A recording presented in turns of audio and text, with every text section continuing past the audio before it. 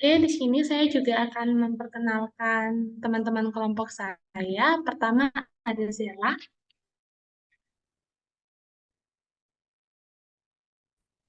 Selamat pagi, Bu. Oke,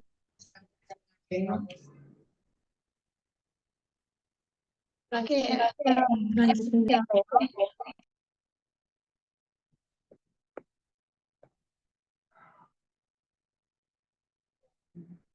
Halo Ibu, perkenalkan saya Olivia Monte.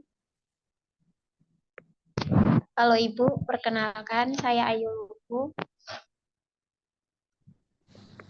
Halo Ibu, perkenalkan saya Manda.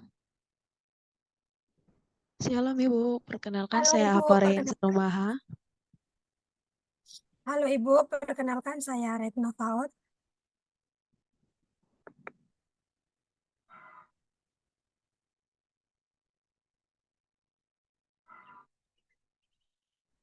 Oke, baik. Ibu, sama satu lagi ada teman kelompok kami yang masih belum bisa masuk Zoom. Ada namanya Kak Cindy. Ya.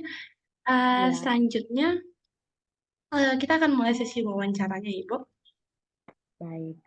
Pertama, Ibu boleh perkenalkan nama Ibu, gereja, melayani sebagai apa, dan sudah berapa lama? Ya, baik. Perkenalkan saya Pendeta Eni Molina Padabain. Sebelumnya saya melayani di Jemaat Rehoboth Rinin. Rehoboth Rinin Klasis Amarasi Barat, Kabupaten Kupang. Ya, Kabupaten Kupang saya sudah melayani 5 tahun. Satu periode. Kalau kami di Gemit itu satu periode 4 tahun. Berarti saya sudah satu periode lebih. Gitu, saya melayani sebagai pendeta, sebagai ketua majelis jemaat. Baik, itu saja. Sekarang, Oke, baik. Ibu tadi, boleh lanjut Ibu? sekarang lagi sementara di Alor, di Kalabahi. Untuk apa penempatnya? Iya. Oke, baik Ibu. Berarti Ibu panggilannya Ibu Eni aja, Ibu. Iya, benar, Kak. Iya. Oke, sebelumnya Ibu, sebelum kita lebih lanjut nih ke wawancara kita, kita mau berdoa dulu. Teman saya Manda akan bawa kita dalam doa. Iya. Oke, baik Ibu dan juga teman-teman. Mari kita bersatu dalam doa. Allahku kami yang berada dalam kerajaan surga, Tuhan terima kasih buat segala berkat-Mu, buat segala Tuhananmu, mulai dari malam hari kami beristirahat hingga pagi hari ini Tuhan kami dapat bangun dan dalam keadaan selamat, sehat dan penuh sukacita. Tuhan berkati kesempatan pagi hari ini Tuhan, kami akan wawancara, Tuhan berkati setiap device dan juga setiap kami Tuhan yang ada di sini dan juga Ibu Eni yang ada di sana Tuhan, yang dalam nama Tuhan kami Yesus Kristus, kami sudah berdoa serta mengucap syukur kepadamu. Haleluya. Amin. Amin. Oke. Selanjutnya kita mungkin akan langsung masuk ya Ibu ya ke wawancaranya. Oke. Pertama, menurut Ibu, apa yang akan terjadi setelah kematian? Ini kan kita banyak pandangan kan Bu mengenai kematian itu tersendiri gitu. Jadi bagaimana pandangan Ibu tentang apa yang terjadi setelah kematian? Apakah kita akan langsung dipisahkan, misalnya masuk ke surga, masuk ke neraka, jadi akan langsung ada penghakiman, atau kita akan ditidurkan hingga masa penghakiman nanti? Nah, menurut Ibu itu gimana? Oh ya. Jadi apa yang terjadi setelah kematian? Apakah langsung dipisahkan? Ataukah tunggu dulu saat penghakiman atau saat akhir zaman? Nah, memang ada beberapa pemahaman tentang kematian, banyak sebenarnya. Nah, masing-masing dengan pemahamannya sendiri. Nah, menurut ajaran Kristen yang ada di Bible, di Alkitab, setelah seseorang mengalami kematian, ada pemahaman tentang yang mengatakan sleep of the soul. Tidur yang panjang sekali begitu. Jadi ada yang menganggap kematian itu tidur yang panjang. Ya, tapi sebenarnya ketika seseorang meninggal, itu kan terpisah antara roh dan jiwa dengan tubuhnya. Ada keterpisahan antara tubuh, roh, atau jiwa. Nah, pada saat itu ketika seseorang meninggal atau mengalami kematian, dalam ajaran Kristen tidak ada yang namanya tidur yang panjang. Mati ya mati, meninggal ya meninggal. Dan pada saat itu langsung, maksudnya begini, Jadi setelah seseorang meninggal, kalau dia orang percaya, artinya roh atau jiwanya itu langsung di antara masuk ke surga atau neraka. Begitu. Jadi tidak ada bilang ada tempat persinggahan lagi, atau tempat untuk penantian atau tempat sementara, itu tidak ada. Jadi kalau orang Kristen, kalau dia orang percaya, ketika dia mati itu roh atau jiwanya itu langsung di antara dua. Kalau orang percaya pada Yesus Kristus, ya dia surga. Tapi kalau tidak, terus tambah lagi dengan kehidupan yang tidak sesuai dengan kehendak Tuhan, berarti tempatnya di neraka. Jadi peristiwa atau apa yang terjadi setelah kematian adalah roh atau jiwanya itu langsung ke surga atau neraka. Sedangkan tubuhnya itu yang masih di dalam kubur. Seperti itu. Jadi tidak ada lagi bilang tidur yang panjang, terus tidak ada yang namanya oh masih tunggu nih, nanti penghakiman dulu. Nanti penghakiman dulu baru kita ditentukan nasib kita. Apakah kita masuk surga atau masuk neraka. Jadi kesimpulannya setelah seseorang meninggal, roh atau jiwanya itu sudah masuk ke entah surga atau neraka. Jadi seperti itu. Oke, baik Ibu, terima kasih. Selanjutnya saya ingin bertanya lebih lanjut nih tentang itu. Tadi kan Ibu bilang roh dan jiwanya itu kan langsung masuk ke surga atau neraka kan. Nah, Ya. ini kan kita juga belajar kalau ada gap atau ada di antara kita udah masuk ke surga dan neraka, lalu dengan kehidupan kekal yang nantinya kita akan dibangkitkan kembali melalui tubuh yang baru kan Ibu. Ada masa antara di antara keduanya. Nah, menurut Ibu pada masa antara itu apa yang terjadi? Oh iya. Jadi pasti nanti orang berpikir nih kan, maksudnya kalau logiknya, loh kalau memang setelah mati tubuh dan roh kita sudah ada di surga atau neraka, bukan tubuh, roh dan jiwa kita sudah ada di surga atau neraka, terus yang penghakiman akhir zaman itu apa yang mau dibangkitkan begitu. Nah, jadi betul juga yang tadi adik moderator bertanya itu memang betul. Jadi kan roh kita sudah ada di surga atau neraka nih. Terus nanti penghakiman akhir itu apa yang mau di pengadilan begitu, mau diadili begitu. Jadi itulah yang namanya kebangkitan tubuh. Kan tadi roh dan jiwa kita sudah ada nih di surga atau di neraka. Terus tubuh kita kan ada di kubur. Tubuh kita jasmani, tubuh yang fana ini kan ada di kubur. Kan dalam Pengkhotbah 12 ayat 7 tuh ada yang pegang Alkitab, bisa baca Pengkhotbah pasal 12 ayat 7. Sebentar Ibu, kami coba ingin dulu. Pengkhotbah 12 ayat Pengkhotbah 7. 12 ayat 7.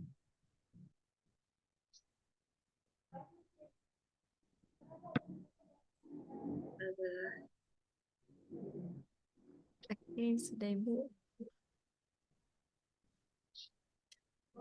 Ini dibaca. Ya.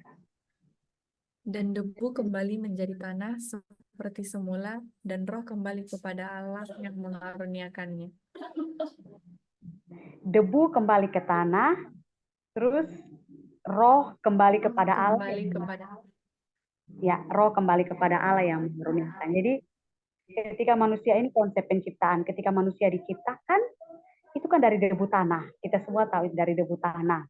Kemudian Allah mengaruniakan rohnya ke dalam tubuh yang sudah dibentuk dari tanah itu. Jadi ketika manusia mati, tubuh kembali ke tanah, rohnya kembali kepada Allah, pencipta. Kalau maksudnya langsung ke surga atau neraka. Nanti pada saat penghakiman terakhir, penghakiman akhir zaman, itu baru ada yang namanya kebangkitan tubuh. Jadi tubuh kita dibangkitkan, kemudian diadili di situ. Itu. Jadi roh kembali masuk ke surga atau neraka, sedangkan pada saat akhir zaman di penghakiman itu baru ada yang namanya kebangkitan tubuh. Kebangkitan tubuh. Jadi nanti pada saat penghakiman itu baru akhir zaman itu baru tubuh dan roh kita itu disatukan dan kita ada di surga atau ada di neraka. Seperti itu. Oke Ibu, terima kasih atas jawabannya. Mungkin teman-teman ada yang mau memberikan tanggapan? Oh iya, satu lagi sebelum saya lupa. Jadi makanya kenapa di pengakuan iman rasulinya orang Kristen itu kan ada, aku percaya akan kebangkitan. Jadi itu maksudnya itu. Oke. Oke, baik Ibu. Teman-teman ada yang mau nanggapin terkait hal tersebut? Mungkin ada pertanyaan atau bagaimana? Oke, baik Ibu, saya izin menanggapi. Jadi pada saat ketika seseorang meninggal itu, roh atau jiwanya akan langsung ke surga dan Atau uh, ke surga atau neraka. Jadi pada saat penghakiman terakhir itu yang dinamakan kebangkitan tubuh. iya, Dan jika terpilih berarti roh dan tubuh itu akan disatukan untuk masuk ke surga. surga atau neraka. Surga atau neraka. Begitu. Jadi belum tahu nih nanti masuk surga atau masuk neraka. Pokoknya intinya setelah mati itu soalnya ada minta maaf, tidak ada tempat lain, hanya itu dua saja, surga atau neraka.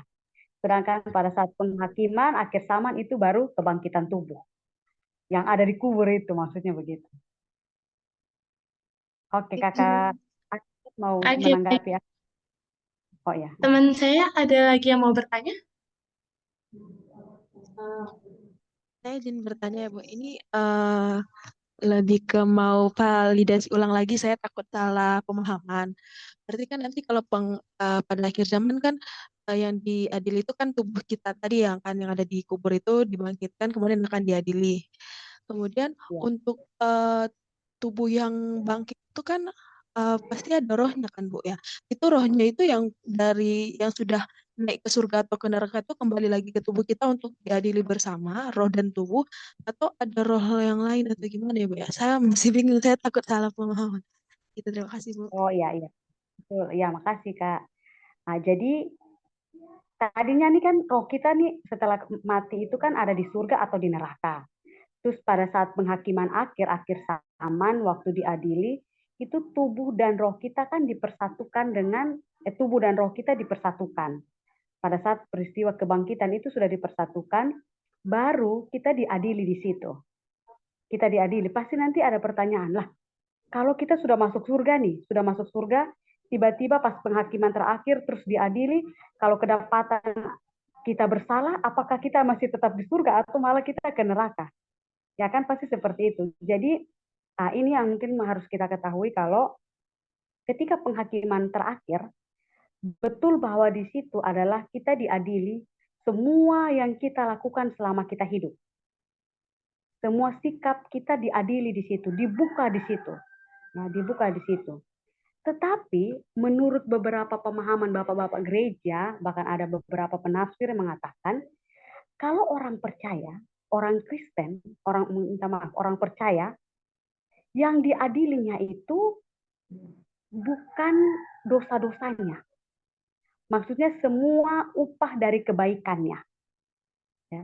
Kan kalau misalnya kan pasti berpikirnya begini. Pada saat penghakiman terakhir, saat tubuh dan roh dipersatukan, kalau di penghakiman terakhir terus diadili, kalau kedapatan bersalah, apakah nanti ke neraka bukan ke surga? Seperti itu kan? Ya. Berarti nanti sia-sia dong. Ini sudah dari surga malah hijrah mutasi ke neraka. Seperti itu. Padahal tidak. Waktu penghakiman itu untuk orang percaya, dia akan mendapatkan upah. Makanya ada ayat upahmu besar di sorga. Nah, tahu dari mana upah besar di sorga? Pada saat penghakiman terakhir itu. Jadi sudah ada nih kebangkitan tubuh, sudah bersatu dengan roh, terus penghakiman, lalu di situ kita tahu upah kita apa saja seperti itu. Beda dengan orang yang di neraka, yang waktu mati langsung masuk neraka, terus pas penghakiman terakhir itu dibukakan segala perbuatan jahatnya selama ada di dunia atau selama ada di bumi. Seperti itu. Jadi itu sudah satu, sudah dipersatukan antara tubuh dan roh supaya nanti di tubuh dan roh ini bersama-sama ada dalam kerajaan di surga. Oke Bu, terima kasih banyak Bu.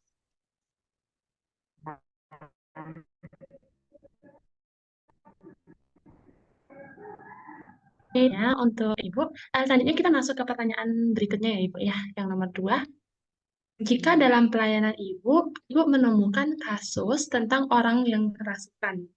Nah, ini orang-orang di sekelilingnya merasa bahwa kerasukan itu adalah kerasukan yang kemasukan roh keluarga nih, yang udah meninggal. Jadi orang-orang di sekitar situ percaya bahwa yang sedang kerasukan itu adalah orang yang udah meninggal nih. Nah, apa pandangan Ibu terhadap hal tersebut? Dan apakah benar jika orang yang meninggal, rohnya itu bisa Ya, kembali ke betul. bumi lagi? Dan apa pelayanan yang bisa kita berikan? Iya. Iya, jadi kami di Timor itu ada kepercayaan kalau ada kedukaan, terus tiba-tiba ada anggota keluarga yang kerasukan, terus mulai berbicara, menyampaikan seperti pesan daripada orang yang sudah meninggal atau apa, itu memang ada sudah seperti tradisi kayak budaya, ada kebiasaan begitu. Tapi kalau kita kembali ke Alkitab, ya kembali ke apa kata Alkitab, kitab suci, itu sesuatu yang tidak benar maksudnya. Itu sangat itu kayaknya aduh tidak mungkin ya. Maksudnya kalau orang sudah meninggal ya sudah selesai begitu. Itu tidak ada, maksudnya tidak ada lagi begitu yang namanya kepercayaan. Ah, masa tiba-tiba ini ada orang katanya sampai suaranya mirip seperti itu. Aduh, kayaknya tidak mungkin lah ya. Makanya coba kita teman-teman bisa kita buka Alkitab saja di Ayub pasal 7, coba kita baca Ayub pasal 7. Ya, memang kadang-kadang saya tidak tahu di daerah lain, tapi kami di Timor itu banyak sekali pemahaman seperti itu. Ayub pasal 7, ayat 9 dan 10. Ayub pasal 7, ayat 9 dan ayat yang ke-10. Ayub pasal 7 ayatnya yang ke-9 dan 10. Sebagaimana awal lenyap dan melayang hilang, demikian juga orang yang turun ke dalam dunia orang mati tidak akan muncul kembali. Ia tidak lagi kembali ke rumahnya dan tidak dikenal lagi oleh tempat tinggalnya. Demikian juga orang yang turun ke dalam dunia orang mati tidak akan muncul kembali. Tidak akan muncul kembali. Ia tidak lagi kembali ke rumahnya dan tidak dikenal lagi oleh tempat tinggalnya. Jadi kalau ada orang yang kerasukan, katanya itu orang yang sudah mati, ini firman Tuhan bilang tidak kenal lagi begitu. Ya, tidak dikenal lagi dan tidak akan muncul kembali. Ini dua kata kuncinya. Orang mati tidak akan muncul kembali dan tidak dikenal lagi oleh tempat tinggal. Alkitab bilang tidak kenal lagi. Nah, ini kita mau kenal bagaimana begitu. Dan kata pertama saja di ayat 9 tidak akan muncul kembali. Lalu yang muncul ini siapa begitu. Begitu ya. Jadi memang selama ini saya juga sendiri masih mengakui bahwa sekarang ini masih ada di kitab jemaat. Pemahaman-pemahaman begini masih ada di jemaat, apalagi kami di Timor itu masih banyak sekali. Yang masih banyak sekali bilang ini bayi yang datang, ini nenek yang datang, ini bapak, mama yang datang, saudara yang datang. Padahal Alkitab saja bilang tidak muncul kembali dan tidak dikenal lagi. Tidak muncul kembali dan tidak dikenal lagi. Nah, dari mana kita tahu bahwa ini yang datang ini kita punya bapak atau mama atau ya keluarga begitu. Jadi saya pikir itu jelasannya memang untuk menjelaskan ini ke jemaat ini memang masih butuh pergumulan yang panjang karena ketong terikat tradisi begitu. Tradisi, kepercayaan, adat istiadat, budaya semua seperti itu. Jadi kalau ada yang kesurupan, saya pikir itu mungkin pekerjaan si jahat begitu. Beda kalau lewat mimpi. Ya, beda kalau datang lewat mimpi ya mungkin itu masih ada, kita masih bisa terima sedikit. Ya, tapi kalau langsung kesurupan, saya pikir itu tidak sesuai dengan apa yang kata Alkitab. Begitu. Oke. Oke, baik Ibu. Mungkin ada Ya. beberapa hal yang mungkin kami tanyakan kembali nih Bu. Ya. Soal tadi kan Ibu bilang kita harus memberitahu itu kan kepada para keluarga gitu. Nah, kayak pelayanan seperti apa yang bisa kita berikan? Misalnya nih, udah ada kasus kerasukannya, itu kalau mereka minta didoakan atau bagaimana, itu gimana ya Ibu? Saya pikir kalau pelayanan seperti itu lebih ke kita berdoa untuk yang kerasukan itu. Berdoa untuk yang kerasukan supaya mungkin secara psikologis, kemudian dalam perasaan yang terluka karena kehilangan, sehingga membuat dia seperti itu. Jadi kita berdoa untuk menguatkan hatinya. Jadi yang didoakan adalah orang yang kerasukan ini, ya. Kita mendoakan dia supaya hatinya lebih kuat, lebih sabar untuk menerima kenyataan pahit karena kehilangan. Begitu. Pelayanannya lebih ke situ maksudnya. Oke, baik Ibu. Mungkin teman-teman yang lain ada yang mau bertanya atau menanggapi? Ah, Oke Bu, saya juga dari Timur, dan itu kasus yang sangat banyak di daerah saya, dan kebanyakan di sana tuh orang-orang mempercayai bahwa orang yang kerasukan itu adalah roh dari orang yang telah meninggal. Nah, jadi dari penjelasan Ibu sendiri, saya jadi paham bahwa orang yang mati itu dia telah mati dan tidak akan kembali. Nah, selama ini pemahaman orang-orang di tempat saya itu salah, menganggap bahwa orang yang kerasukan itu dimasuk oleh roh dari orang yang telah meninggal itu. Ya. Ya, memang betul yang adik bilang, maksudnya di Timur ini masih banyak sekali pemahaman seperti itu. Jadi kadang sebagai gereja juga kita punya pergumulan untuk bisa menjelaskan dan memberikan pemahaman bahwa ketika seseorang meninggal sudah selesai, dia tidak muncul lagi, bahkan tidak dikenal, begitu. Jadi mungkin secara psikologis mungkin ada dia punya pemahaman sendiri kenapa hal seperti itu bisa terjadi ketika menghadapi peristiwa kehilangan orang yang kita sayang karena kematian.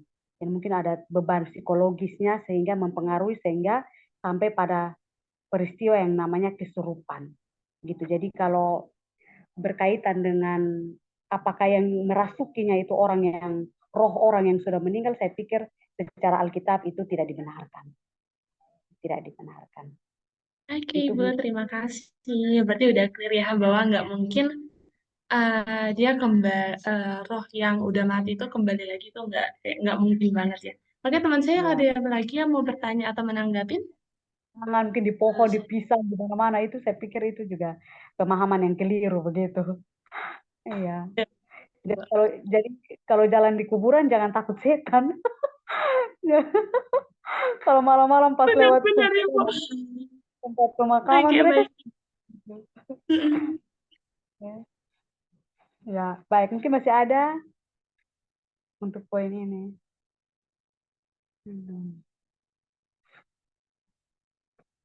Ada. Ibu, ini teman saya ada yang bertanya, tapi kayaknya device-nya lagi terganggu, jadi bisa gabung sama saya dulu. Oke. Oke, Ibu, tadi terkait penjelasan Ibu kan yang tentang kerasukan itu. Nah, tadi Ibu ada menyinggung soal mimpi. Ibu tadi bilang bisa dipercaya. Saya ingin memastikan pemahaman saya seperti yang Ibu bilang tadi itu memangnya mimpi apa ketika misalnya saudara kita udah meninggal terus dia masuk ke mimpi kita, apakah itu benar dan itu bisa dipercaya? Dan kalau misalnya bisa dipercaya, apakah di Alkitab ada yang memang mengatakan bahwa mimpi keluarga apa mimpi ketika kita memimpikan orang mati itu ada benar dia gitu kayak orang mati itu ingin menyampaikan pesan gitu. Oke Ibu, terima kasih. Iya, maksudnya tadi saya sempat singgung, saya pikir daripada percaya yang roh masuk ke orang yang hidup dan kesurupan, masih lebih baik atau lebih mungkin ketika kita tidur dan bermimpi orang yang sudah meninggal seperti itu datang dan mungkin menyampaikan sesuatu seperti apa. Dan secara Alkitab saya memang belum menemukan ayatnya di mana ayat yang menunjukkan kalau kita mimpi orang yang sudah meninggal. Tapi tentang mimpi sendiri itu ada. Tentang mimpi sendiri dalam Alkitab itu ada. tentang mimpi. Jadi mimpi bukan sekedar bunga tidur, tapi mungkin lewat mimpi ada pesan penting yang mau disampaikan kepada kita. Nah, mimpi ini kan tidak dibatasi. Mau mimpi orang yang masih hidup atau orang yang sudah mati, kita tidak tahu begitu. Dan kadang mimpi orang yang sudah meninggal juga mungkin karena kita ada sementara ingat dia atau sementara rindu, terus malamnya kita terbawa dalam mimpi. Dan itu bisa saja terjadi. Jadi menurut saya masih lebih mendingan kita tidur dan mimpi orang yang sudah meninggal daripada kita mempercayai kalau dia ada datang. Kita sementara bekerja, sementara sadar atau apa begitu, baru dia datang ke kita. Saya pikir itu yang tidak dibenarkan adalah dia datang langsung apa seperti gantayangan rohnya menampakkan diri atau seperti apa, itu lebih tidak masuk daripada kita tidur lalu kita mimpi orang yang sudah meninggal. Maksudnya seperti itu. Tapi bukan berarti habis mimpi hari ini terus besok langsung pergi berdoa di kuburnya, jangan. Itu jangan maksudnya. Oh ya, ini juga saya langsung sekaligus ya. Karena ada orang yang masih pergi berdoa untuk apa di kubur seperti itu. Saya pikir itu juga jangan. Sudah selesai ketika manusia kembali kepada Sang Pencipta, sudah selesai. Begitu. Oke. Oh, menjawab ini saya ada buka-buka Alkitab mau lihat ayat ini. Di mana itu semua? Coba adik Pengkhotbah pasal mana? Pengkhotbah pasal 9. Coba Pengkhotbah pasal 9. Pengkhotbah pasal 9 ayat 5. Ayat 5 dan ayatnya yang ke-6. Pengkhotbah pasal 9 ayat 5 sampai ke 6 yang berbunyi, karena orang-orang yang hidup tahu bahwa mereka akan mati, tetapi orang yang mati tak tahu apa-apa. Tak ada upah lagi bagi mereka, bahkan kenangan kepada mereka sudah lenyap. Baik kasih mereka maupun kebencian dan kecemburuan mereka sudah lama hilang. Dan untuk selama-lamanya tak ada lagi bahagia mereka dalam segala sesuatu yang terjadi di bawah matahari. Semua tentang si mati itu sudah lenyap. Bahkan kenangan yang orang mengasihi dia, kenangan atau orang membenci itu sudah tidak ada lagi. Jadi seperti itu. Jadi sekali lagi yang namrupan dan dirasuki oleh orang yang sudah meninggal secara Alkitab itu sama sekali tidak dibenarkan, tapi secara budaya, secara tradisi masih merupakan sebuah kepercayaan begitu. Jadi memang itu tugas kami sebagai gereja untuk meluruskan segala pemahaman-pemahaman yang keliru tentang kesurupan atau tentang didatangi oleh orang yang sudah meninggal. Baik lewat kesurupan atau langsung istilahnya menampakkan diri seperti itu masih dipercayai. Oke, selanjutnya tadi kan kita udah bahas Bu mengenai kalau orang mati itu ya berarti udah mati gitu, maksudnya nggak bisa lagi kayak rohnya ke bumi atau gimana gitu. Nah, tadi kan juga kita ada kayak kepercayaan-kepercayaan yang orang Kristen masih mendoakan gitu 40 hari agar diterima di sisi Tuhan atau gimana gitu kan. Sebenarnya kan ya kita tahu itu pandangan yang salah gitu kan, seperti yang kata Ibu tadi.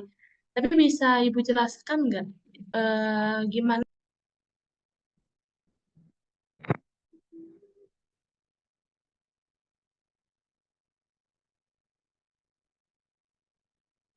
Halo? Oke, halo, maaf ya tadi saya jaringannya hilang.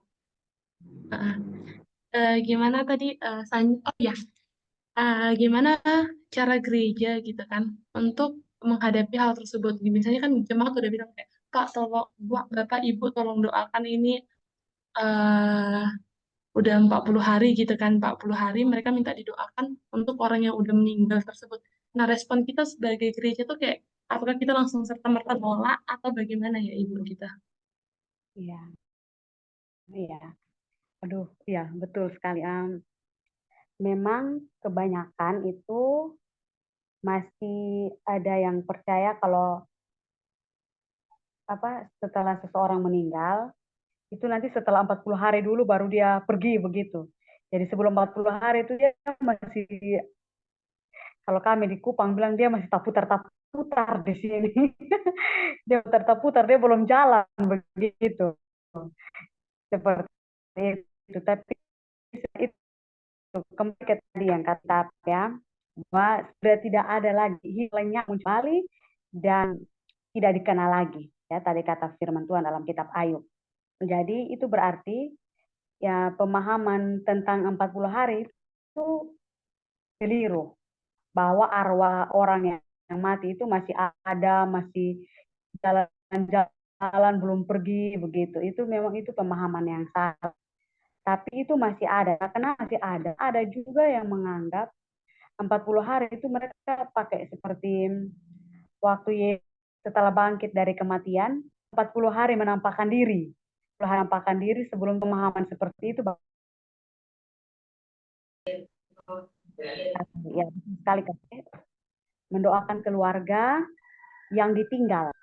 Ya, bersyukur karena mereka bisa melewati duka cita sekaligus mendoakan hari-harinya tanpa orang atau keluarga mereka yang baru saja meninggal. Seperti itu.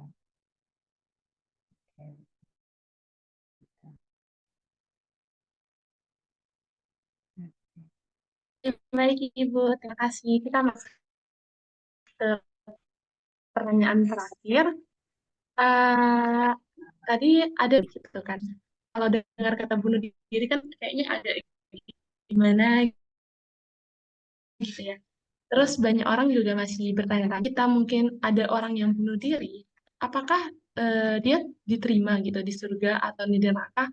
Dan bila dikaitkan nih dengan masa antara, di mana roh orang yang mati dengan cara bunuh diri itu ditempatkan gitu? Apakah mereka tadi langsung masuk neraka, atau mereka menunggu waktu penghakiman, atau bagaimana nih Bu, pemahaman Ibu tentang hal tersebut? Oh, yang pertama saya sampaikan dulu, masa antara itu tidak ada.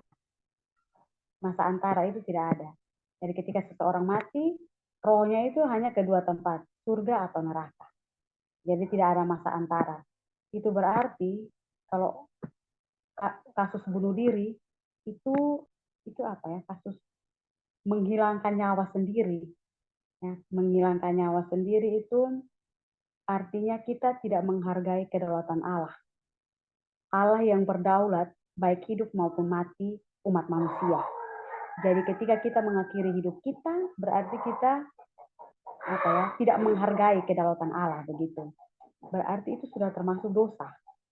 Ya. Firman Tuhan dalam 10 hukum kan ada satu hukum yang bilang jangan membunuh. Jangan membunuh ini kan perintah untuk kita tidak saling membunuh.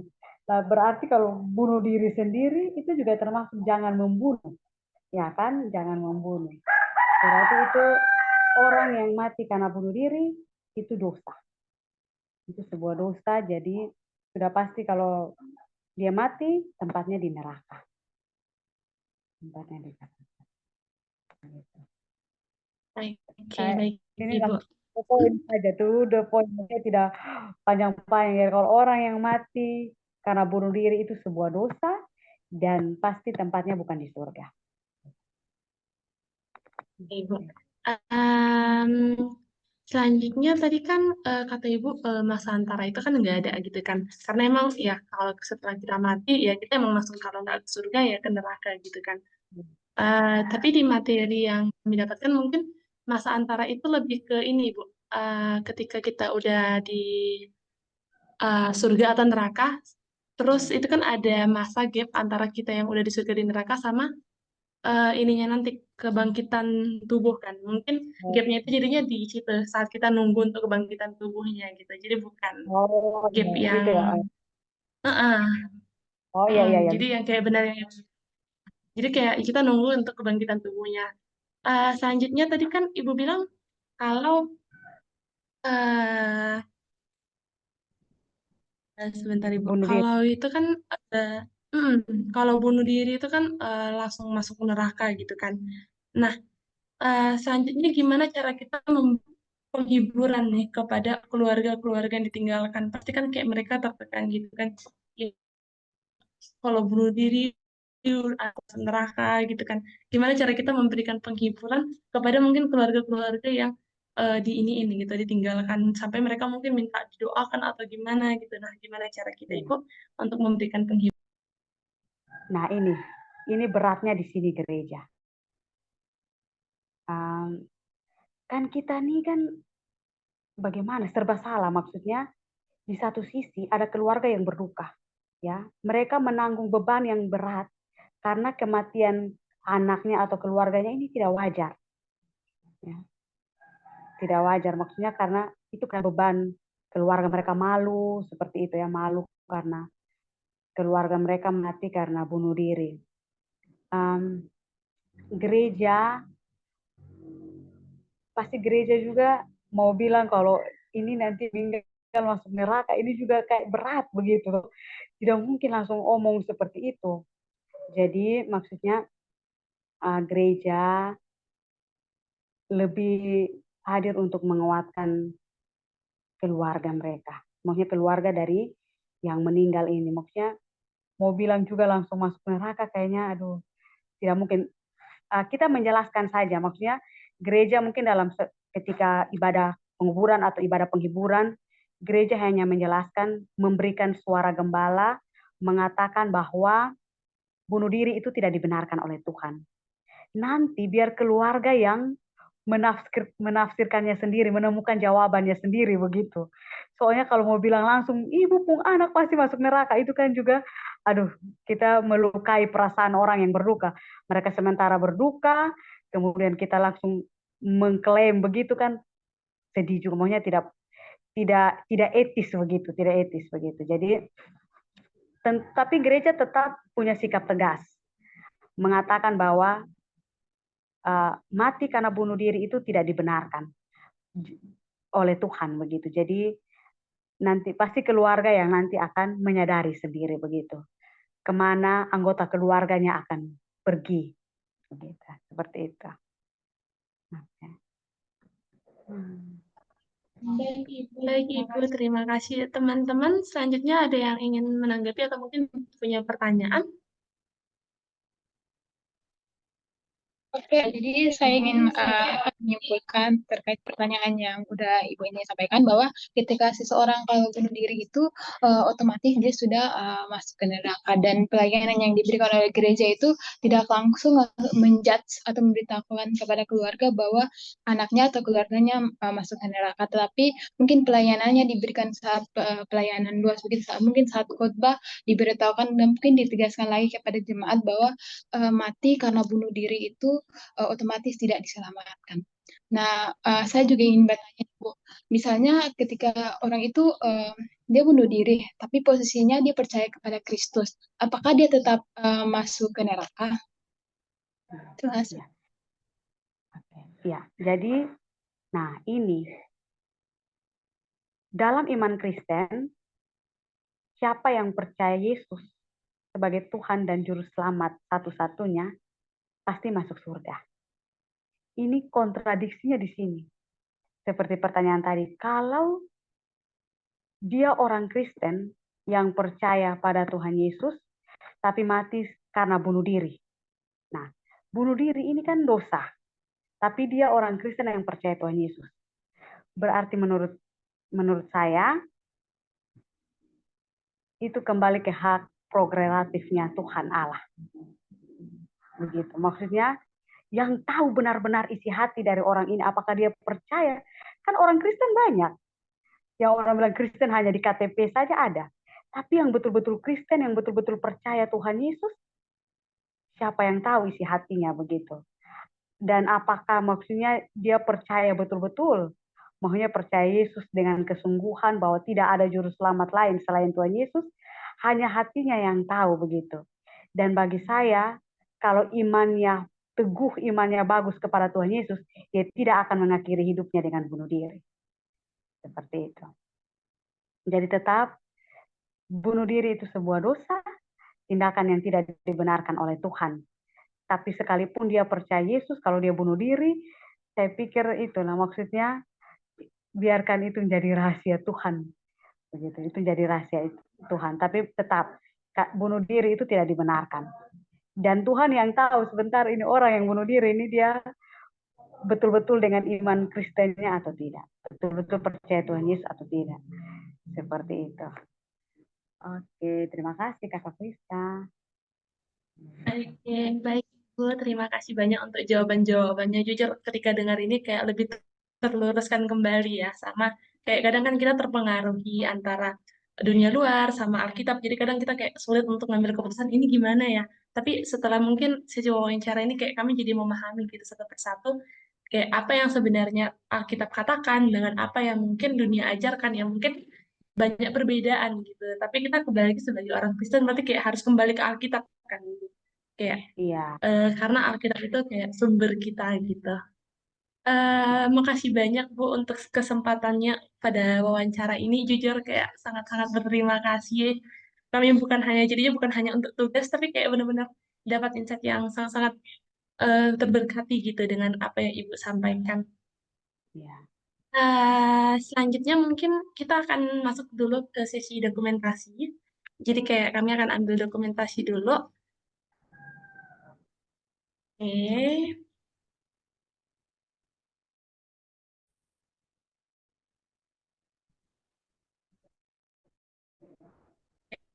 ambil hanya ya.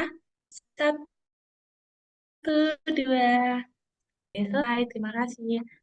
Untuk menutup sesi wawancara ini, kami minta kesediaan Ibu untuk bawa kita dalam doa. Apakah boleh Ibu?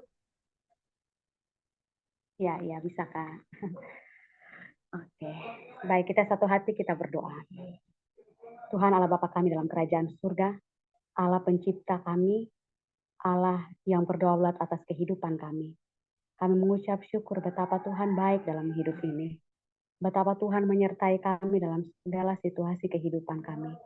Entah kami senang atau sedih, kami menangis atau tertawa, kami gagal atau berhasil, kami berkelimpahan atau kekurangan, sehat atau sakit. Kami percaya bahwa kasih setia Tuhan ada selalu dalam kehidupan kami. Dan apapun yang kami alami, Engkau Allah tidak pernah meninggalkan kami. Kami bersyukur untuk pertemuan pembicaraan kami hari ini bersama-sama dengan anak-anak Kristen yang luar biasa yang sementara menempuh pendidikan mereka untuk meraih apa yang menjadi cita-cita mereka. Biarlah segala apa yang kami bahas hari ini tentang penghakiman, akhir zaman, tentang kehidupan setelah kematian, sorga atau neraka, kami serahkan sepenuhnya ke dalam tangan kasih Tuhan. Kami sebagai manusia punya hikmat yang terbatas. Hamba-Mu juga sebagai narasumber dalam pembicaraan hari ini juga terbatas. Tapi kami punya Allah yang luar biasa dengan kekuatan Roh Kudus yang akan memampukan kami dengan hikmat daripada-Mu untuk mengerti, untuk mendalami, untuk menghayati, bahkan mengimani semua apa topik yang kami bicarakan hari ini. Ya Tuhan Allah Bapa kami dalam kerajaan surga, biarlah dengan kuasa Roh Kudus kami diberikan hikmat dan akal budi untuk mengerti, bahkan kami bisa mengimani ini semua dalam kehidupan kami tiap-tiap hari. Ya Tuhan Allah Bapa kami dalam kerajaan surga, hamba-Mu berdoa untuk adik-adik mahasiswa ini, Tuhan memberkati mereka dalam masa depan mereka, dalam studi pendidikan mereka. Mereka akan menjadi anak-anak Tuhan yang diberkati dengan hikmat dan akal budi. Mereka akan menjadi anak-anak Tuhan yang menjadi teladan di tengah-tengah teman-teman mereka di universitas mereka. Mereka akan menjadi anak-anak Tuhan yang membahagiakan, bahkan membanggakan keluarga dan orang tua mereka. Segala keberhasilan Tuhan sediakan bagi mereka. Terima kasih ya Tuhan, terima kasih. Kami mendoakan semua orang percaya di segala tempat, agar kami punya iman yang teguh menghadapi berbagai tantangan dinamika, bahkan dogma-dogma kepercayaan yang sementara dinilai bahkan diperdebatkan di mana-mana. Tuhan tolong agar iman kami tetap teguh. Percaya kepada Yesus Kristus sebagai Tuhan dan Juru Selamat. Dan Alkitab sebagai kitab suci kami. Terima kasih Tuhan. Mohon ampun atas setiap salah dan dosa yang kami perbuat. Di dalam nama Tuhan kami Yesus Kristus kami berdoa. Kami bersyukur dan berserah kepada Bapa di sorga. Amin.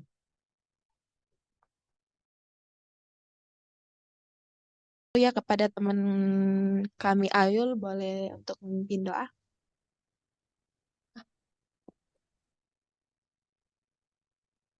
Oke, mari kita bersatu di dalam doa.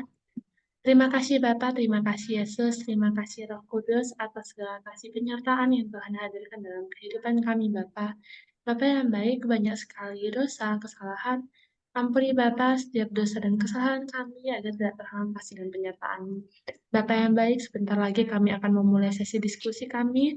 Engkau berkati Bapa, Engkau tolong agar setiap perkataan, setiap hal yang kami bahas dalam kali ini dapat menjadi pedoman bagi kami Bapa untuk memuliakan nama-Mu terlebih lagi. Bapa yang baik, kami serahkan semuanya ke dalam Yang Kudus dan Tuhan kami berdoa dan syukur. Amin.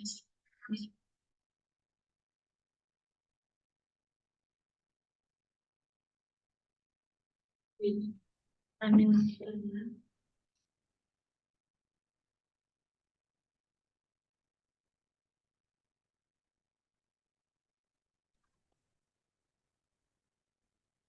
Oke Kak. Sekarang untuk mempersingkat waktu, kita mulai saja kegiatan wawancaranya ya Kak ya.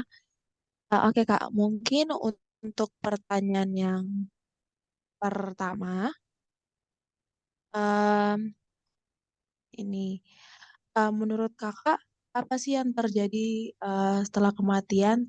Kan kita ketahui nih banyak sekali pandangan mengenai kematian. Ada yang mengatakan bahwa setelah kematian ini kita tuh langsung dipisahkan. Ada yang langsung masuk ke surga dan ada yang langsung masuk ke neraka. Atau juga ada pandangan yang mengatakan bahwa em, setelah kita mati ini kita terlebih dahulu tuh ditidurkan dulu hingga masa penghakiman nanti. Namun ada juga pandangan yang mengatakan bahwa saat kita kematian itu ada sebuah jeda antara kematian dan kehidupan kekal. Nah, itu tuh biasa disebut dengan masa antara. Nah, kalau menurut kakak sendiri, pandangan kakak sendiri, atau misalnya pemahaman kakak sendiri yang sudah kakak pahami, eh kita setelah mati itu bagaimana ya, Kak? Ini saya jawabnya sesuai kapasitas saya ya, sesuai Iya, pengertian Kak. saya tahu ya, entah dari gereja atau katekisasi dan lain-lain. Menurut saya sih Iya, Kak. ada masa antara atau masa menunggu kedatangan Tuhan waktu kematian. Kita tahu kan kalau kita meninggal itu, kita akan dibangkitkan. Semua orang yang meninggal itu waktu Tuhan datang kedua kalinya. Nah, jadi masa-masa sebelum kita dibangkitkan itu, kita di mana sih? Nah, itu yang biasa kita ketahui atau saya ketahui pribadi sih itu masa antara ya. Tadi saya juga searching sedikit ya, kalau misalnya di dalam Alkitab itu bagi orang percaya kepada Tuhan akan dibawa kepada Bapa karena dosanya telah diampuni. Itu kita yakin sama percaya ya kalau hal itu. Tapi eh, untuk penghakimannya, menurut saya itu lokasi akhir kita mau ditaruh di mana itu kita menunggu itu seperti ditaruh kalau kalau menurut pemikiran saya itu kayak di pelataran surga atau pelataran neraka. Tapi kalau misalnya Tuhan sudah datang kedua kalinya, Tuhan sudah siap membuka kitab kehidupan kita. Kita dihakimi menurut nama-nama kita ada nggak di kitab kehidupan kayak seperti di Wahyu ya. Kalau di Wahyu kan ditulisin kalau misalnya namamu ada di kitab kehidupan, kamu akan lokasi akhirmu atau lokasi orang percaya itu ada di langit dan bumi yang baru. Itu Wahyu 21 ayat 1. Nah, kalau misalnya lokasi akhirnya orang-orang yang tidak percaya itu di Wahyu 20 ayat 14 sama 15 itu dituliskan kalau mereka akan ada ke danau yang berapi-api atau biasa paling kita sebut itu neraka ya. Gitu. Jadi kalau menurut pandangan saya pribadi sih saya percaya ada masa antara atau masa menunggu sambil menunggu kedatangan Tuhan yang kedua kalinya. Gitu.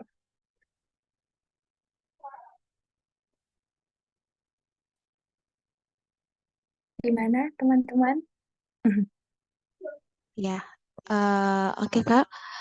Terima kasih untuk jawabannya. Mungkin dari teman-teman kami ada yang mau mengatakan.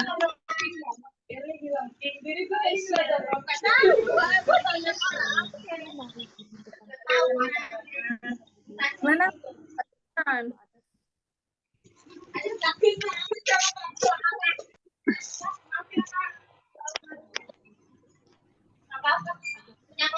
Untuk konfirmasi dulu Kak, tadi Kakak percaya bahwa ada yang namanya masa antara.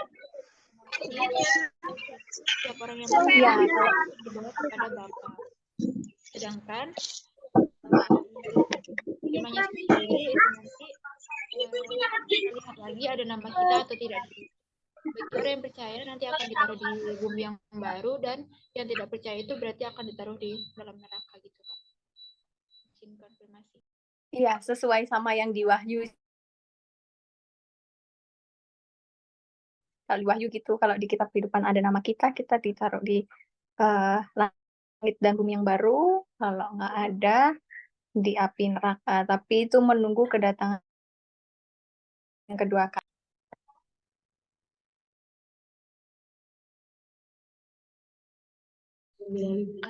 Oke Kak, terima kasih atas jawabannya. Berarti kan kalau kita nanti udah kayak mati nantinya, kita akan langsung dapat kayak apakah kita tercatat di buku kehidupan atau enggak gitu kan. Kalau iya berarti kita akan langsung ke surga.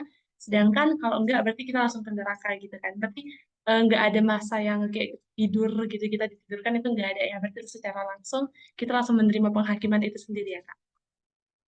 Kalau menurut saya, menurut pengertian, bukan tidur ya, kita tuh kayak ada di depan surga atau di depan neraka gitu. Sambil kita menunggu penghakiman lokasi akhir kita itu di mana gitu. Jiwa kita tuh masih ada, cuma untuk kita itu bangkitnya itu nanti itu.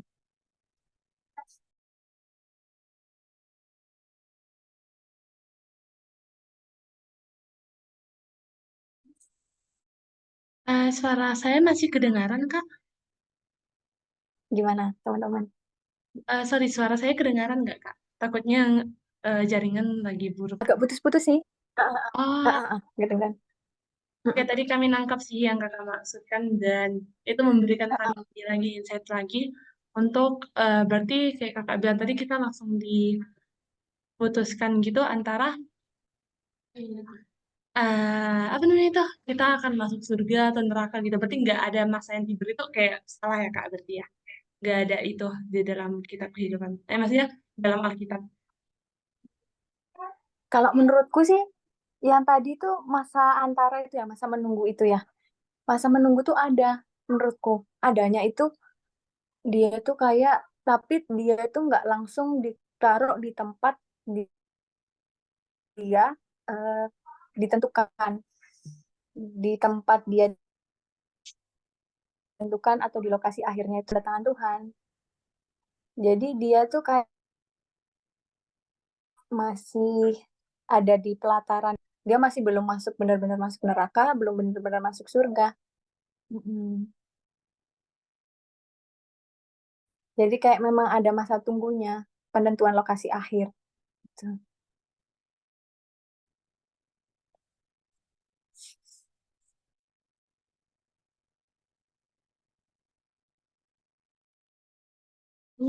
Oke, baik. Terima kasih, Kak. Selanjutnya mungkin kita masuk ke pertanyaan nomor 2 ya. Ini Boleh, adalah boleh. Nanti sama diskusi aja ya. Ini kan aman, siap, Kak. di pandangan kita beda-beda. Ini. eh oke, kita ke nomor 2 dulu. Selanjutnya kan tadi ada beberapa kasus nih, Kak, yang kita pernah dengar. Itu kayak ada istilah mati suri kan. Nah, mati suri itu menurut Kakak gimana sih kalau secara medis dulu? Kalau medis ya, Mm-mm. sebenarnya hal unik yang kita perlu tahu kalau kita search di bahasa mati suri itu Lazarus syndrome namanya. Jadi Lazarus syndrome itu unik ya sebenarnya kita bisa ini sama Alkitab ya. Yang kita kan Lazarus kan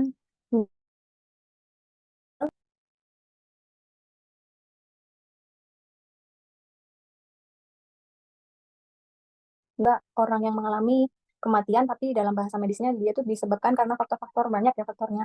Misalnya dia tiba-tiba nafas spontan setelah di CPR, misalnya CPR-nya udah 20 menit, terus pasiennya itu dinyatakan udah ada misalnya ya, tapi 5 menit kembali atau 10 menit lagi tuh pasiennya tiba-tiba bernafas spontan lagi. Nah, itu bisa jadi memang karena sistem kerja tubuh yang tiba-tiba jantungnya itu udah spontan lagi dia memompa darah gitu. Nah, jadi itu yang di medis ya, yang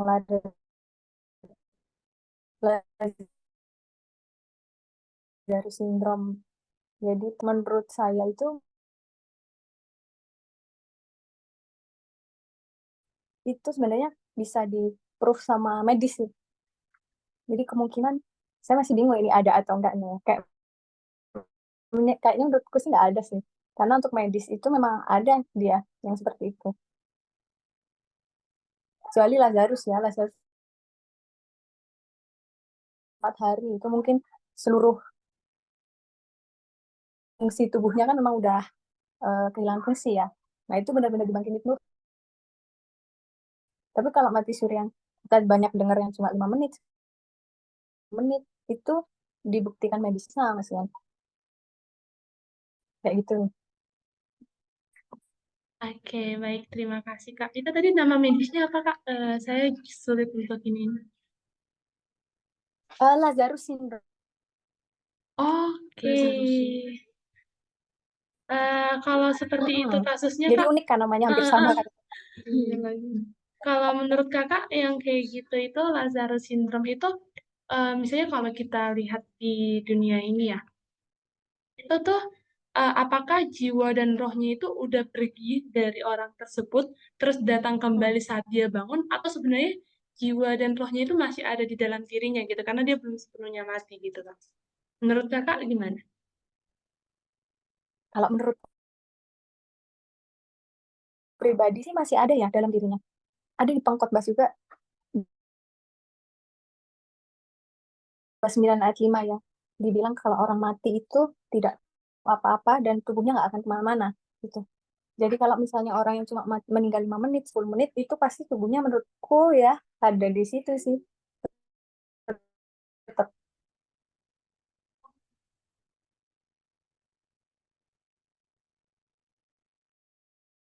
Oke, baik Kak. masih belum ngeh yang perjalanan neraka melihat-lihat itu sih aku mungkin belum sepenuhnya ini ya percaya.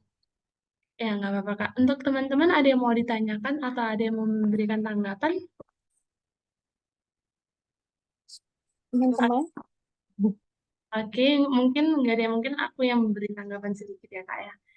Tadi kan Kakak bilang kalau itu tuh berarti dia roh dan jiwanya itu masih di situ kan, karena kan belum sepenuhnya dikatakan mati nih. Nah, berarti kita memandang individu tersebut itu saya masih secara umum, secara sepenuhnya itu kayak manusia yang emang masih ada tubuh roh dan jiwanya gitu ya, belum bisa kita katakan mayat atau gimana ya, Kak? iya tetap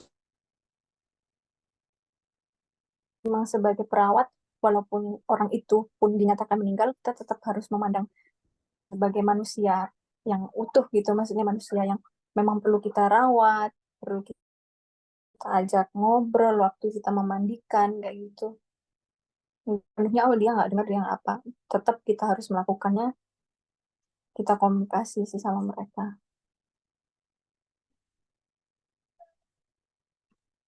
Oke, baik. Terima kasih, Kak. Teman-teman ada lagi yang mau bertanya? Oke, mungkin ke saya ya Kak ya.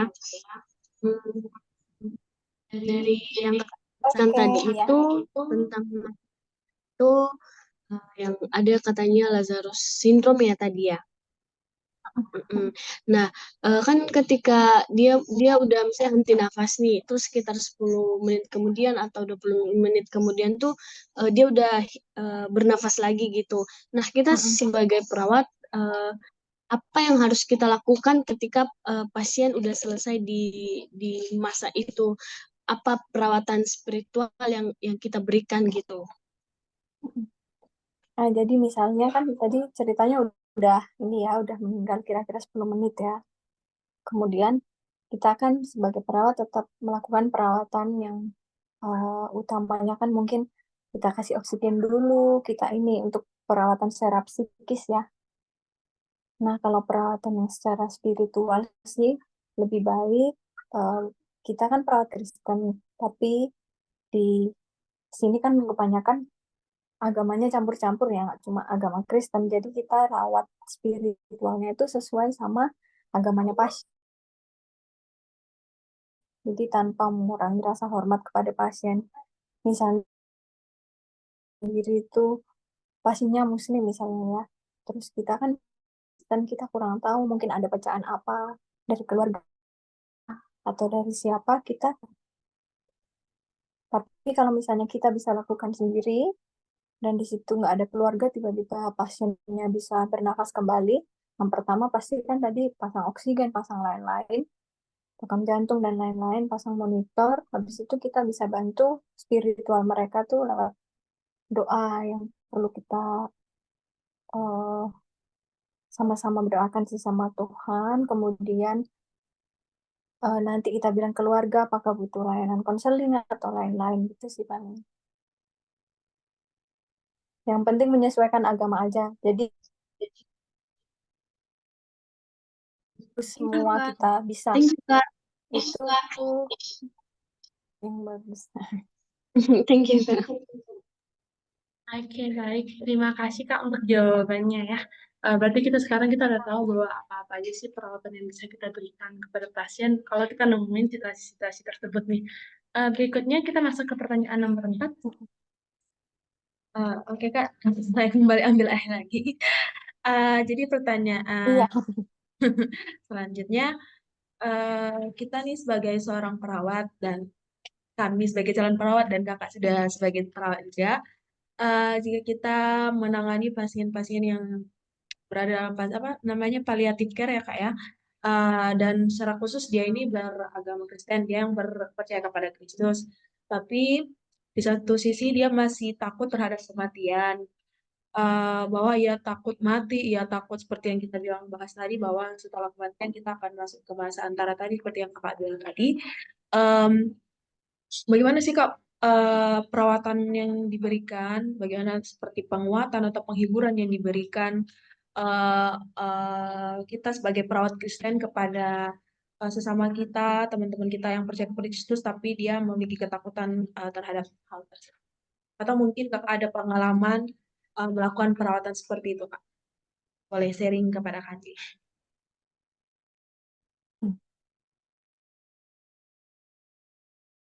Jadi kalau paliatif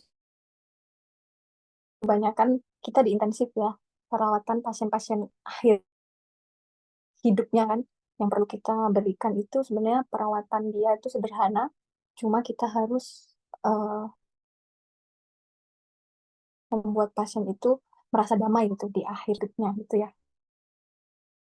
Kalau perawatan paliatif ini, nah pada orang-orang yang seagama sama kita, kemudian pasiennya atau meninggal dunia, kita sebagai perawat Kristen itu kita harus jelaskan bahwa kalau misalnya kita sudah percaya sama Tuhan, ketakutan yang harus kita hadapi gitu. Karena pasti dalam Alkitab itu udah tertulis pasti kita bisa sama dengan Bapa gitu sih. Cuma memang caranya kalau kita lihat langsung ya orang-orang pas dengan paliatif itu benar-benar mereka udah pasrah sama hidup mereka itu kayak diberi masukan apapun tuh sebenarnya mereka udah oh ya udah itu kalau misalnya orang-orang memang perawatan paliatif yang perlu kita lakukan apa? Pertama itu menurutku itu kita harus membangun kepercayaan ya sama pasiennya. Kita bantu misalnya dia, kita bantu dia kasih makan lewat selang NGT, perkataan didengarin sama pasien. Karena kalau misalnya kita cuma ngomong-ngomong aja, kepercayaan sama pasien, pasien cuma Allah, apa sih perawat ngomong-ngomong aja gitu. Tapi kita udah sering nih, misalnya kita di ruang ICU, kita sering mandiin pasiennya, kita sering ngobrol-ngobrol sama pasiennya, kita bangun kepercayaan. Nah, kita sama tanya Bapak Ibu eh, takut meninggalnya, apa yang Bapak Ibu khawatirin. Kita bisa sedikit demi sedikit setelah bangun kepercayaan kita tanya ke beliau. Nah, beliau pasti kalau kita udah lebih kenal dekat ya, beliau pasti akan mulai sedikit-sedikit mengungkapkan apa ketakutannya. Nah, dari situ kita bisa sih, kita pasti bisa ngomong sedikit-sedikit, Bu, menurut kami sih kayak gini. Nah, kita punya Bu ininya, suratnya di dalam ini gitu. Jadi kita pertama membangun kepercayaan, kemudian setelah ada kepercayaan, baru kita mulai sedikit-sedikit untuk memberi eh, kita berdiskusi ya sama pasien, kita diskusi kalau misalnya di keyakinan kita tuh seperti ini gitu menurutku ya. Oke Kak, terima kasih penjelasannya. Berarti kesimpulannya di sini untuk pasien-pasien yang membutuhkan perawatan paliatif itu hal yang paling perlu kita lakukan itu pertama yaitu membangun kepercayaan ya Kak ya. Karena kan yang Kakak bilang tadi kadang mereka sudah pasrah sama keadaan mereka kan. Kita harus bangun bonding, kemudian bangun kepercayaan, barulah kita mulai kasih penguatan kepada mereka gitu kan ya Kak. Iya, benar-benar. Oke, mungkin dari teman-teman yang lain ada yang ingin bertanya atau ingin menanggapi? Persilakan. Oh, aku mungkin Ya, sebelum kau silakan. ya. Oke, mungkin aku ada sedikit nanya sih Kak. Ini, kan kita sebagai seorang perawat juga kan kadang pengetahuan kita terbatas banget ya kan Kak. Kayak maksudnya kayak kita beban kita di rumah sakit harus ngurusi banyak pasien gitu kan. Memang bisa sih memberikan perawatan, tapi kan seringkali dengan waktu, terus kondisi dan tuntutan yang sangat banyak gitu kan. Kadang sulit bagi kita menyempatkan waktu kita untuk kan memberikan kita perawatan yang benar-benar kayak spiritual, benar-benar ngobrol dari hati ke pasien gitu kan. Ya, itu berarti kita memungkinkan nggak Kak untuk mendatangkan pendeta ataupun mendatangkan orang-orang yang bisa gitu di bidangnya untuk menjelaskan hal tersebut. Misalnya kayak mereka tuh kayak udah takut banget gitu dan mereka meminta hal tersebut pada kita. Apakah ada kemungkinan kita bisa mendatangkan orang-orang yang mungkin udah fasih di bidang tersebut gitu Kak? Ada pasti kemungkinan kayak gitu ya, mendatangkan orang-orang kayak pendeta, kayak pastor dan lain-lain. Tapi kan kita harus kembali ke pasiennya juga. Pasien aja ke kita yang tiap hari ketemu ibaratnya ya, masih kurang nyaman kayak gitu. Apalagi ini langsung kepada tokoh agama ya. Pasti dalam hati mereka tuh dia takut kayak, ah tokoh agama pasti aku nanti di kasus ini. Nah kayak gitu ya. Perasaannya pasien tuh seperti itu. Kalau kita yang ketemu tiap hari aja pasien mau mau apa ya, mau jujurnya aja, mau terbukanya aja sama kita lumayan lama waktunya, apalagi sama Bapak Pendeta atau pastor. Tapi itu sangat memungkinkan juga ya, kalau misalnya kita udah kenal kan, kita bilang sama beliau, "Eh, ini mau ada sih Bu, pastor sama pendeta yang mau diskusi sama kita supaya kita kan semakin tahu ya bagaimana kehidupan kita setelah setelah nggak ada di dunia ini. Kan kami udah ngomong-ngomong, ngobrol-ngobrol Bu kemarin. Tapi kan saya terbatas kemampuannya. Jadi kalau ada pastor lebih membantu kayaknya. Nah, kita bilang kayak gitu. Sangat memungkinkan sih. Cuma hal itu pun juga kita harus izin kepada pasien. Karena pasien mungkin ada yang merasa tertekan kayak gitu. Oh, apa aku kok langsung didatengin tokoh agama kayak gitu. Gitu sih palingnya. Berarti harus kembali lagi kepada pasiennya ya Kak. Kayak kita lihat pasiennya mau atau enggak, terus pasiennya merasa membutuhkan hal tersebut atau enggak gitu. Jangan sampai buat pasiennya makin tersinggung, yang ada makin stres dan lain-lain gitu ya Kak ya. Pasien paliatif kan kebanyakan kayak gitu kalau kita lihat Mm-mm. ya. Hmm.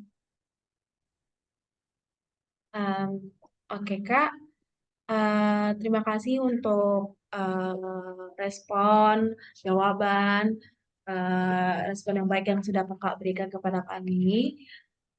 Mungkin pertanyaannya cuma ada 3 ya Kak ya. Tapi kami mau benar-benar terima kasih Kakak sudah mau meluangkan waktu. Walaupun sebenarnya kami tahu Kakak sibuk, tapi Kakak mau meluangkan waktu kami. Dan juga mungkin mohon maaf ya Kak ya, selama kami melakukan wawancara ini kami ada banyak salah kata, atau mungkin jaringan yang juga yang sangat mengganggu ini ya. Suaranya terputus-putus, kami mohon maaf kalau misalnya kami juga ada salah kata. Mungkin untuk sebelum kita menutup kegiatan ini, kami mau minta dokumentasi dulu ya Kak ya. Boleh, boleh. Kita mulai dokumentasinya ya. 1, 2, 3. Lagi. Tolong Kak, 1, 2.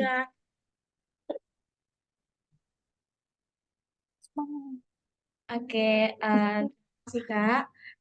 Sebelum kita menutup kegiatan wawancara kita ada baiknya tadi udah mulai dalam doa, sekarang berarti kita juga tutup dalam doa. Pada teman kami Olive, dipersilakan untuk memimpin kita dalam doa. Oke, untuk menutup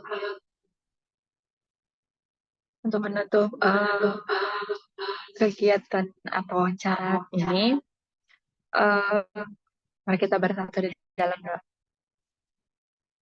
Terima kasih Bapak, terima kasih Yesus, terima kasih Roh Kudus buat berkat penyertaan-Mu. Kami dapat menyelesaikan pertemuan atau wawancara kami melalui Zoom. Kiranya apa yang kami dapatkan dari Kak Nia menjadi pembelajaran buat kami untuk ke depannya. Bapak, terima kasih Bapak karena Engkau telah memberikan Kak Nia untuk menjadi narasumber kami untuk hari ini.